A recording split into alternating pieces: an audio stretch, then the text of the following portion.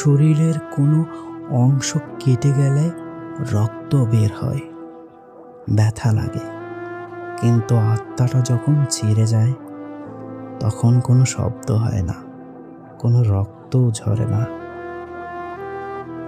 মানুষ ভাবে আমি বেঁচে আছি, কিন্তু যারা জানে না আমার ভেতরের মানুষটা অনেক আগেই পচে গেছে।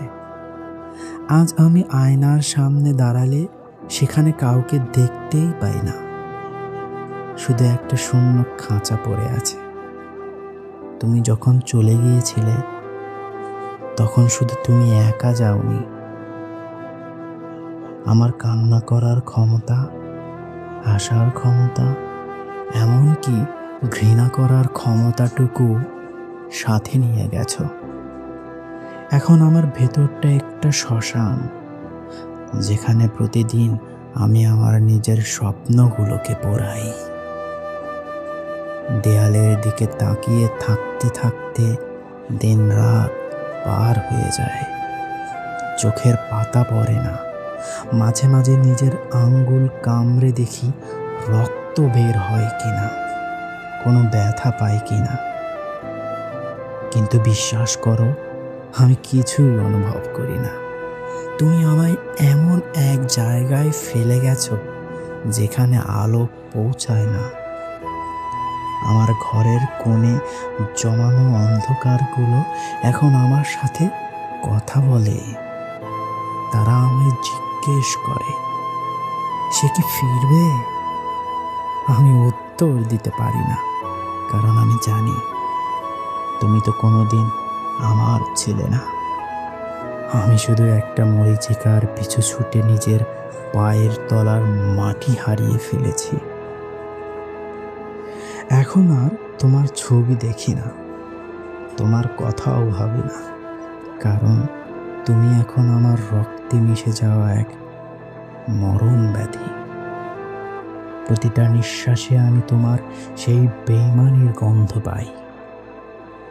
আচ্ছা, একটা মানুষ কতটা পাষাণ হলে অন্য একটা মানুষের পুরো জগৎটা এভাবে তছনছ করে দিয়ে হাসতে পারে? আমি কি কোনো খেলনা ছিলাম, নাকি তোমার একঘেয়েমি কাটানোর কোনো মাধ্যম? যখন তোমার প্রয়োজন ফুরিয়ে গেল তখন আশ্রয় ছুঁড়ে ফেলে দিলে। আজ আমার এই জীর্ণ দশা দেখলে তুমি হয়তো অট্টহাসি হাসবে। হাসো, কারণ আমার চিৎকার শোনার মতো কেউ আর এই পৃথিবীতে নেই। মাঝে মাঝে ইচ্ছে করে নিজের গলাটা টিপে ধরি, যাতে এই অসহ্য নিস্তব্ধতা থেকে মুক্তি পাই।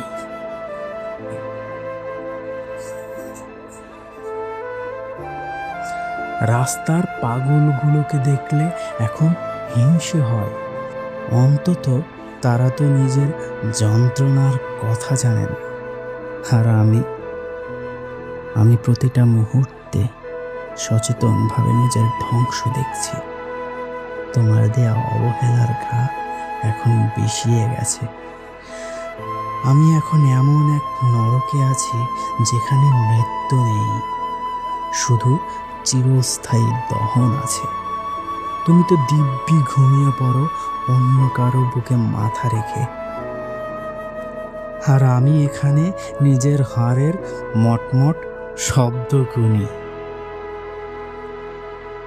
অভিশাপ দেব না তোমাকে, কারণ অভিশাপ দেওয়ার মতো শক্তিও আজ আমার নেই।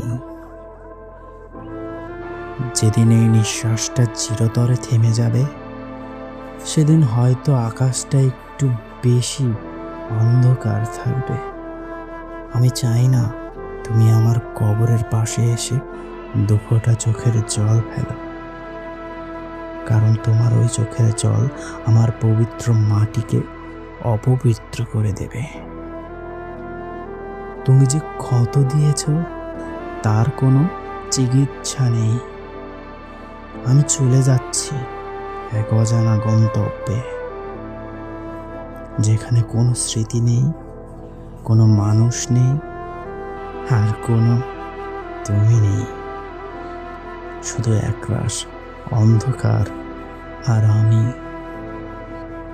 ভালো থেকো তোমার স্বার্থের পৃথিবীতে। আমি না হয় আমার এই ধ্বংসস্তূপ নিয়েই সুখে থাকি।